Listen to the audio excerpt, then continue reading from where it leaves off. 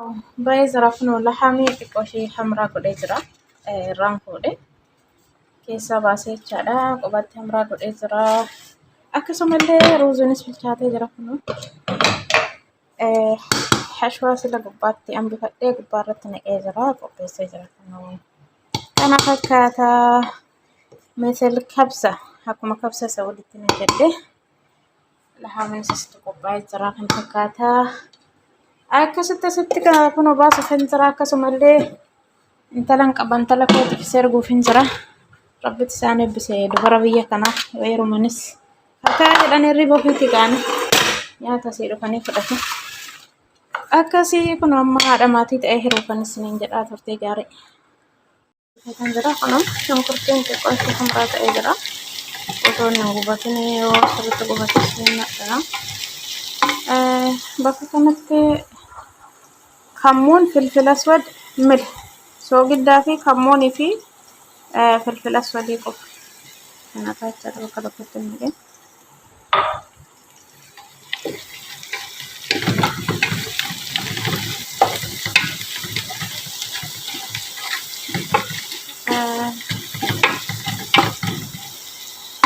Kan jennan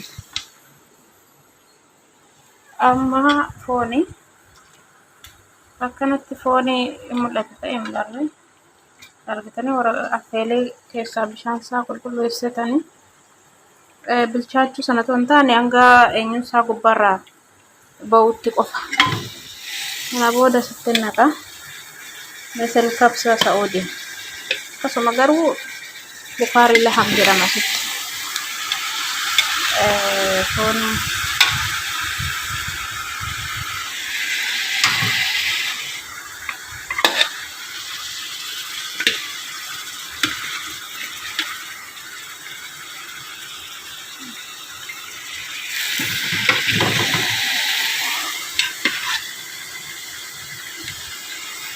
argitanas kana shunkurtii foon jedhan gafaan isaa keessaa bahee foon yaani foolii hin qabu qulqulluu.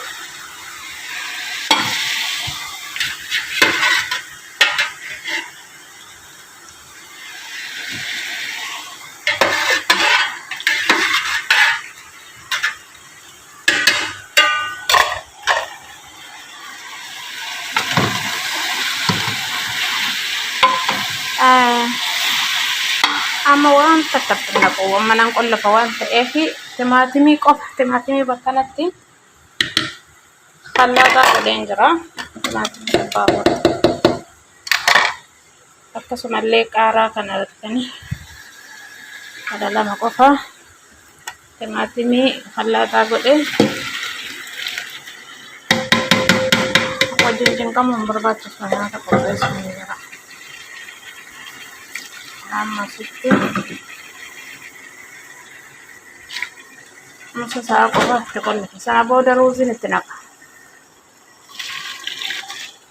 Walumaan hin qollafa sitti. Deet habbaata.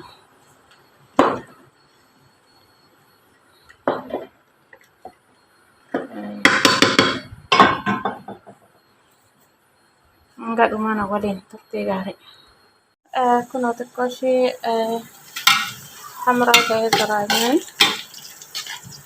gubbaa ruuzii kan naqa xiqqoo irraa fudhadha. Booda dhumarratti gubbaa ruuzii naquuf waan ta'eef kan irraa fudhatee shunkurtii xawwii leenyidhaan muree jiru. Saraayaa jechuudha.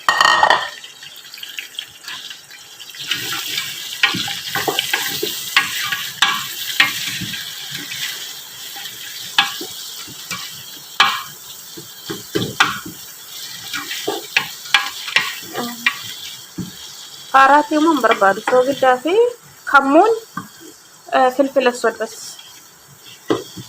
waan biraa baatu akka hin barbaadu. Akkatti qopheessa. Hanga dhuma isaatti na waliin turtee gaarii. Assalamu alaikum warahmatullahi wabarakatuhu. Akan bertobbaleyani channel Khadija Burman istijara kan jirtu bakka kan isinin jecha har'aan kan ammooni bukaarii laham kan jedhamu qopheessu kan jira. Maabiraatiin hin jiru biraa yaani maxxabaan keessatti dalagaa jiru bokkaa jiran balleessi.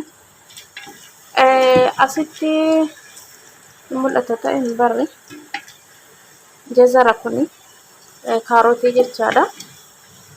Kaarotii zayituunaa walitti xabbisaa jira. Namni muree akkatti dheerinaan jechaadha argitanii mabsharaa otoo hin taane namni muree asitti immoo lahamni gugurdaadha. Laham gugurdaadha xixiqqaa osoo hin taane shunkurtiidhaa fi waraqaa algaar akkasumallee ni jarfaa nyuusa zafraa gubbaarra jiru kana nyuusa akka irraa bahuufan affeelee gubbaarraa baasee qolllaatiitti as naqu kan jira. Amma kuniin zayituunaan wal fudhatee jira. Asitti immoo zabiib kan jedhamu zabiibi qopheessee jira. Zabiibitti naqan.